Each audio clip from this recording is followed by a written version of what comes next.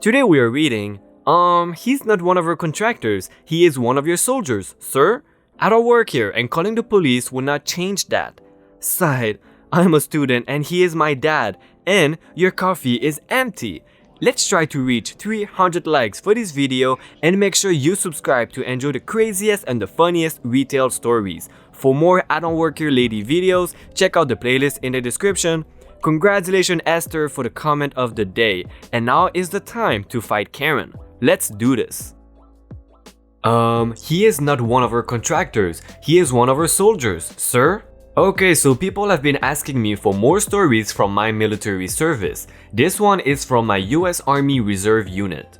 One day, when my unit is on their annual training, we were training at a large military installation, and they really did not have anything for the mechanics to do after a unit training, so we were handed off to a motor pool run by a bunch of contractors.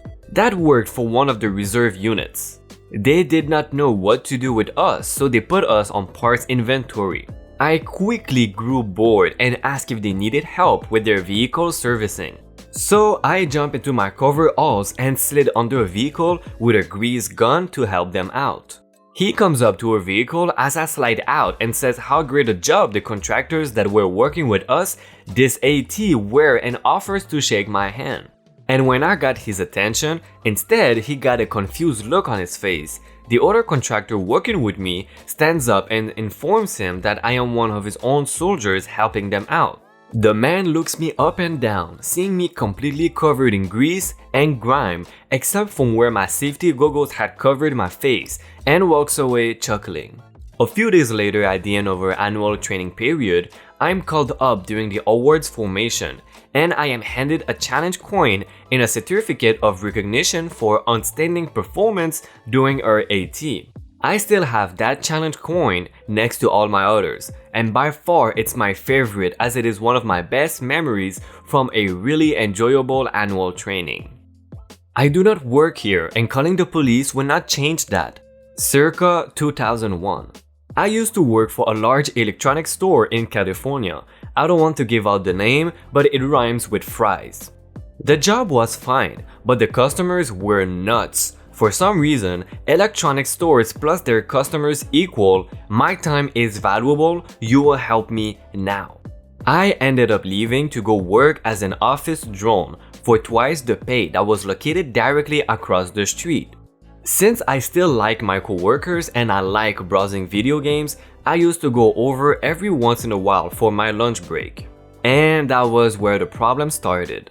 My new job had a professional dress code, a white button-up shirt and slacks with your name badge visible. Fries, oddly enough, had a similar dress code, so I'd go over, and once in a while a customer will come up asking for help. I would politely tell them I did not work there, show them my badge that had a different company name on it, and direct them to the sales desk where employees spent their time. It was generally no problem.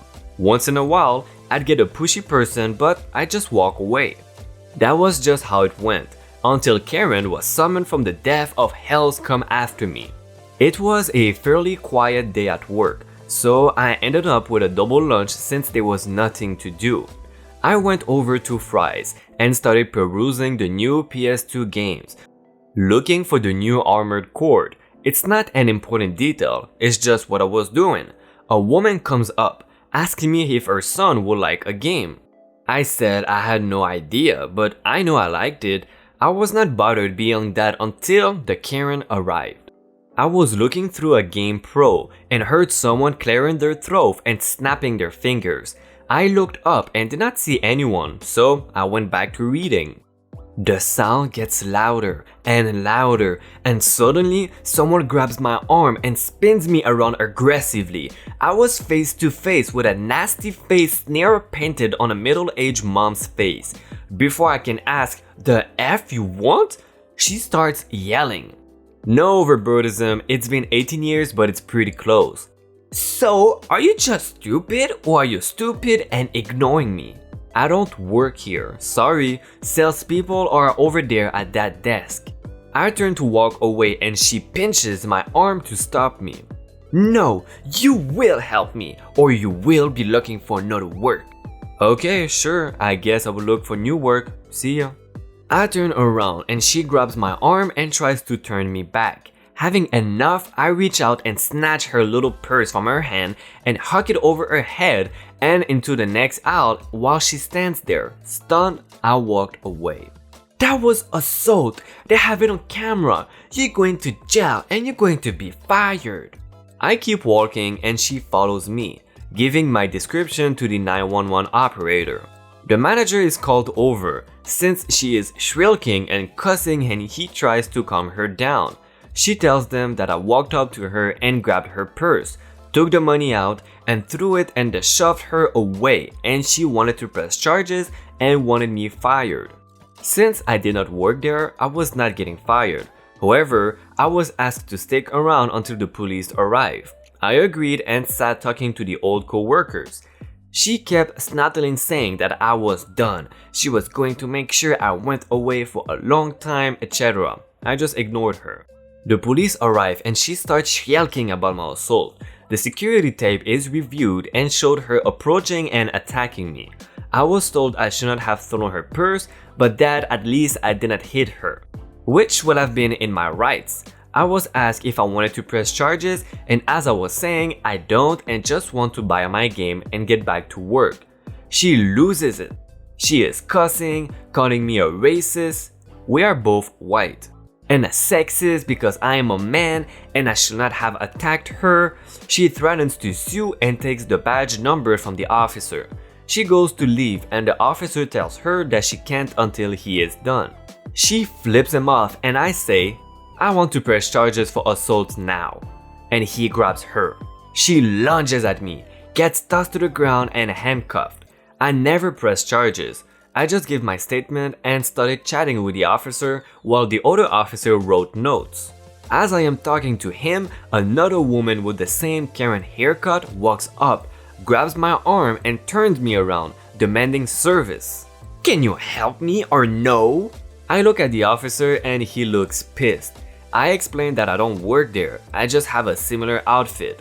She goes, oh, sorry, I thought you work here, and goes to an actual employee. So I went on a lunch break, went to buy an Armored Core game and ended up attacked, laid back to work, and a woman ends up arrested for assault. The moral: customers are insane for no reason and are never right. I am a student and he's my dad. I guess you might call me an early bloomer. My senior year of high school, grade 12 or year 12 for all of you non-mercants, I was 17 years old, but my hair was already receding on my head, so I had to shave my scalp. I clearly did not get it from my dad's side of the family. He was mid-40s and looked like my slightly older brother, or so we joked. We are mostly a Scandinavian descent and a decently good-looking family. Word flex, but it will be relevant later. I graduated in June at my university. Because I was still 17, I needed a parent to accompany me to the new student orientation course. When I first arrived, I could not find where I was going and asked someone with a badge. They sort of dismissively stated, oh, it's by that building, and carried on their way. Neither my dad nor I had a data plan, so we carried on our way and wandered around some more. We came across someone clearly running late to an event with a laptop. We asked her where to go. Turns out she was heading to the same place, so we followed her into the auditorium and through a door right into the stage in front of everyone. Instructor lady grabs the mic, talks about the program, and immediately introduces my father and myself as a gay couple from the LGBT office here to talk about issues faced by queer students on campus. As I had the microphone shoved in my face, I hate public speaking and was bright red. All I could squeak was, I'm 17, I'm here for the freshman orientation and this is my dad. My dad looked equally traumatized. The lady apologized profusely and just assumed since we were whatever staff lunch that we were there for the speak. Still on stage, we said we were looking just lost and no one will help us find our way. Instructor lady then said, Well, I assume since you were so well dressed that you were this insert couple name. The real gay couple come on stage and then use it as a teaching moment to talk about stereotyping, as well as time management and ensuring that there's a work-life study balance to prevent burnout.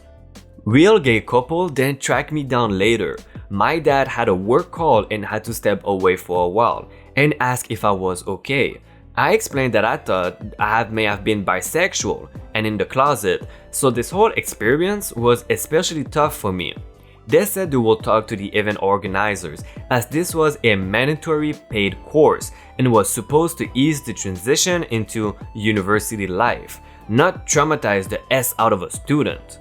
The first year, I somehow managed to get into the upperclassmen apartments instead of the dorms, but also managed to test out of the physical fitness required courses in addition to having free housing.